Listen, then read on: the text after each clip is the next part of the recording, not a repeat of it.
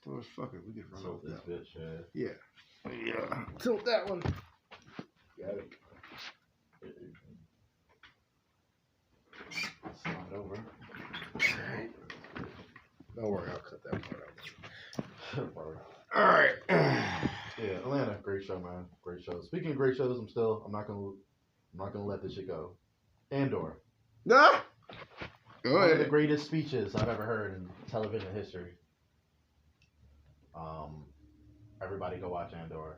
It's probably the best show on TV right now. The House of the Dragon is over for the season. Andor has become my number one show. The number one must watch. When that shit drops, I gotta drop what I'm doing. I gotta watch that show. Andor's gotten to that level for me. Luther's speech. I replay that shit on the daily just for motivation, bro. Like that. Mm-hmm. I've never seen such a well-crafted Star Wars show. And I love The Mandalorian. Mandalorian is one of my favorite shows. But this is, I dare say that this show might be better than The Mandalorian.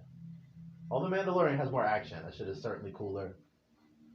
You're going to get more of the cool shit. But this show, the dialogue, the writing, the pacing, they're taking their time doing these 3-episode arcs where we get 2 episodes of setup.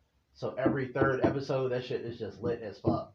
Because then you're so invested in these plot lines, you're invested in the characters that they set up. Mm-hmm. You're invested in I think the first episode was the first arc was the Ferrex arc, just introducing the Cassian and his escape from his home planet. And then the second arc, we get the heist that builds up, and you get to know the other players in the heist. You get to a couple of the complaint of the show is what made the show good.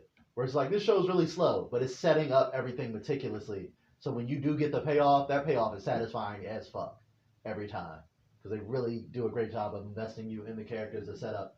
And then 2, the actual rebellion that we've never seen. The ugly side of the rebellion in Star Wars. Not space wizards and Skywalkers and all this clear good guys and bad guys. Like, shit is dark and ambiguous. It's good guys having to do bad guy shit. Mm-hmm. It's, that's the dirty part of the rebellion of the people who won't be celebrated, the people who aren't going to be remembered, the niggas who run around while the Ewoks are out there jiving and fucking Harlem shaking and shit. You know what I'm saying? Like, no one fucking celebration, fucking Ewoks in that jump, just fucking Millie rocking and celebrations. Like, the niggas who are dead long before then, you know what I'm saying? Like, who did the dirty part of the rebellion. It's like, I had to kill some stormtroopers. I don't have Jedi powers. I'm not a space wizard. I had to get my gat and fucking smoke a couple fools for the rebellion type shit. Is the show finished already? I think we have 2 more episodes this season. Mm-hmm. So I think they say they're going to be 2 seasons of 12 episodes. We just did episode 10. Best episode so far. By far. Andy Serkis. Killed He's it. in it? Yeah, he plays a character in the prison arc that we just had. We get one of the best prison breaks I've ever seen. I was so fucking invested in this prison break. I can't even tell you how riveting it is, because when you set it up for 2 whole episodes, like I'm so into like, yo, Andy Serkis and Andor got to get the fuck out this prison, bro. Andy Serkis makes, and matter of fact, even though there's one of the greatest speeches in TV history that was made that episode, Andy Serkis also has a really fucking dope speech in the prison as well. I'm not trying to spoil people because I want you guys to go watch it, but like Andy Serkis, fucking phenomenal. He fucking kills it 10 times over as Kino Loy.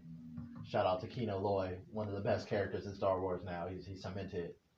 I don't know if it's great. It's great. Some shit like the episode, but yeah. And it shows you, like, again, why people would hate the Empire. Basically, I'm gonna spoil, like, this is a slight spoiler, so if you don't want the spoiler, but like, the Empire is basically using prison labor indefinitely. So when the prisoners finish out their sentences, instead of being released, they will just send you to a different prison, and you'll just be like, damn, you're never getting out. You're gonna be in this prison labor system forever until you die for the Empire. So that's why it's like, once the prisoners figure that out, the prison break becomes epic, because then it's just like, so we're already dead basically, because we stay here.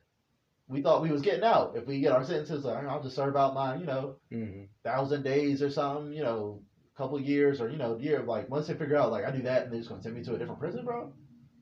The fuck? Damn. That ups the stakes where niggas are like, look, whole lot of us are gonna die, but we're gonna get out here one way or another type shit. All I'm gonna say is one way out. One way out. Y'all know what that means.